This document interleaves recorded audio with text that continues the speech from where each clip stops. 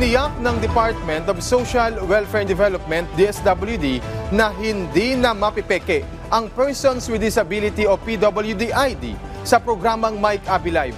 Sinabi ni DSWD Assistant Secretary at Spokesperson Irene Dumlao na sa tulong ng Unified PWD ID System, ang DSWD na ang magiging central authority sa pag-i-issue ng physical at digital ID.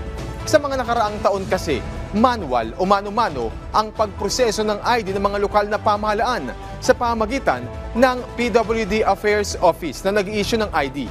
Samantala, natutuwa naman si Asik Dumlao sa pagkilala ni Pangulong Ferdinand R. Marcos Jr.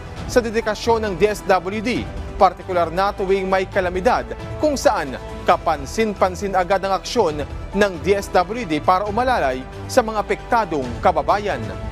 So sa pamamagitan po ng inisyatibo na to, iisang mukha na lang po yung pong Person with Disability ID. It's RFID enabled card. May QR code po yan, madali pong ma-verify through the system.